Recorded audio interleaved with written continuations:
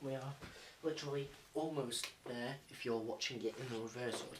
But if you're welcome to the start of the DVDs. You'll be very happy with what we've got in store for you over the next few weeks you're going to be watching, hopefully. So, I think we'll kick off with moments. This video is about moments.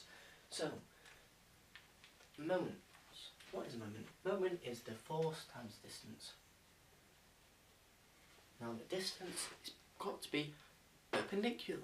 So it's at right angles, basically what it means. The first, I'm going to go through a few very quickly because you see them on all the videos absolutely everywhere. And when I was trying to learn moments, I was sick of these. So I'm just going to do a few, seeing as everyone likes them so much. So a problem you might get is being asked to identify a weight that needs to be added.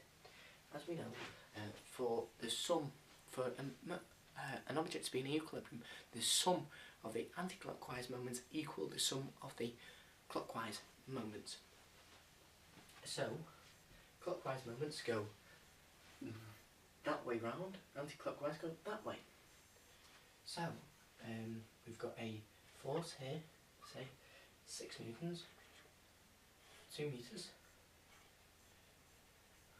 and we've got an unknown force here, N, at 1 meters.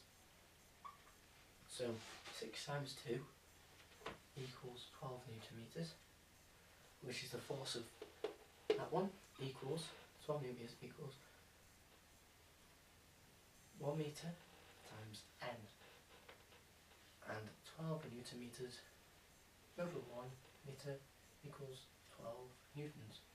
So that force must be 12 newtons for them to be in equilibrium as such. Hopefully you've understood that. Yep. I'm not going to waste too much time because that is as boring as anything you'll ever see in life. Because like when you see that and you get to the exam, it's like a person's killed 6 dogs, 7 cats, 8 leopards, 2 tigers, 1 snake. How much greater of a moment do they have on a ship which is 720 degrees to the vertical minus 602.99 degrees? You're like, then it's, you know, not good. So I'll leave that moment equation there, and we're going to do a table one first. So this is a table. Not very good one. Don't worry, I don't work for IKEA, so your table integrity is okay. So you've got SX and SY. By the way, that was not an insult about my math, that was about my drawing. Doing some of my math. Okay, so you've got say the centre of mass of this table is in the middle, and the table is 12 metres long, and so it's 6 metres, and there is a force of 300 newtons. Obviously there's going to be 150 newton force each side because the forces will be the same as it's in the middle, but it's not quite that simple because I'm going to add a few extra forces to show you how to work this out if it wasn't just one force in the middle. So that is, I'll put 8 metres to SX and 4 metres to SY, and that is 200 newtons. Okay, just leave it at that, we don't make it any more complicated. So if we take moments about SX, SX is the only force pulling upwards, so we times it as a moment to SY, which is 12 metres. However, the anti-clockwise moment about SX would be going this way. So it would be all the moments, these moments, going this way.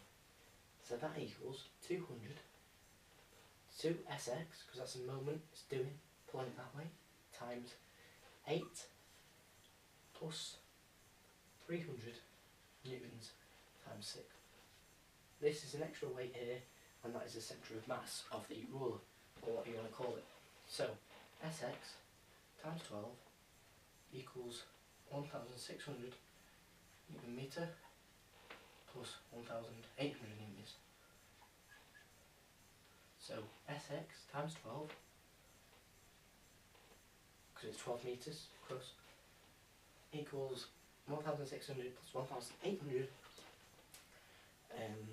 So that's 3,400 newton meters, I think.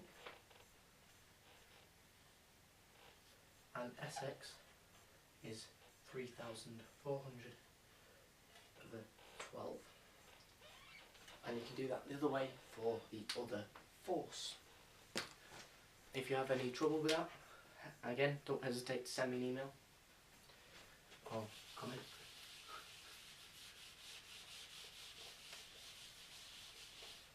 Now, we're going to do one that I struggled with. This is not a mock 2014 paper, but it could be, could not be, might not be. So, you have a ship here, very high-tech ship this. You've got P at this end, so I don't know if you can see that, I'll get my head out of the way. And the weight of the ship says 300 newtons, and the distance is 6 metres, and we've got an F here, and this is land, so this is a C, that's why it's a boat, and then you've got a pivot point for this force. I'm just going to draw out the forces. Damn it, it should be a bit higher. So hopefully you can see that. So that's 2 metres, 8 metres, no, obviously force, and that is F. This is a bar. Okay. Oh wait, that's F as well. Put as T. So, we want to know the minimum force of F. So, how can we do that? Well, say this angle is 30 degrees. Silly. Yeah, because we need to do trigonometry a bit. We need to make the minimum value of F. What is F going to be if that's in equilibrium actually? So, same before with the seesaw. So, 6 metres. I'll rub this off. Times, oh wait, sorry, that's 6 metres to the half of it, so there's another 6 there, so the whole length of this ship at the bottom is 12, no, 6 plus 6, 6 times 300 newtons equals 12 times F, 6 times 300, 1800 newtons over 12 equals F.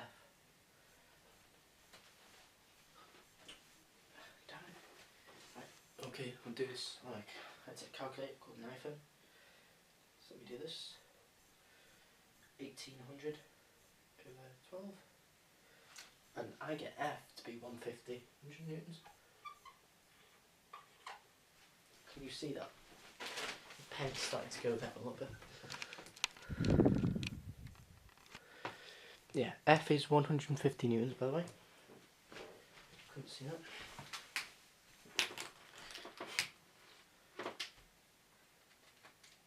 So, and then we do F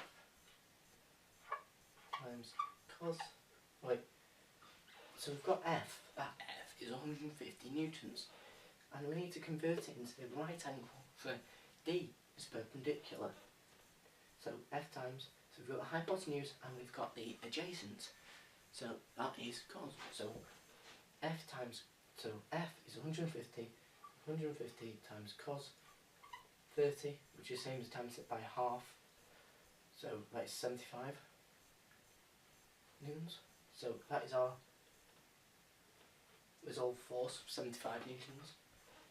So 75 newtons times 2 metres equals 8 metres times T. And 75 times 2 is 150 newtons equals 8 times T. So 150 over 8. So it's going to be 50 equals T, therefore T equals 18.75 newtons. So T T is equal to 18.75 newtons. Hopefully you can see how I got that. If you can't, just explain it to you. Yeah, you probably can't. So you've got a ship on the left, the weight is 300 newtons, and that's at the middle of 6 metres, and then you've got another 6 metres to F, and we wanted to know the minimum, the force, to keep it in equilibrium. So 6 metres times 300 newtons is 1800 newtons, and that is the same as 12 times F, which means that 1800 newtons over 12 equals F, which equals 150 newtons. And then we needed to resolve the force from F into the perpendicular one. So that's 150 newtons times cos 30, which is the same as times it by half. And that gets you 75 newtons. And then you resolve it to get T, which is the minimum vertical force needed to lift the ship out of the water. So 2 metres times 175 newtons equals 8 metres times T. So that simplifies down to 150 newtons equals 8 times T. 150 newtons over 8 equals T. And T equals 18.75 newtons. Just in case you couldn't read that, but I'm hoping you could. I've zoomed it in too far. Yeah. Right. Sorry if you missed that, but hopefully that's moments done.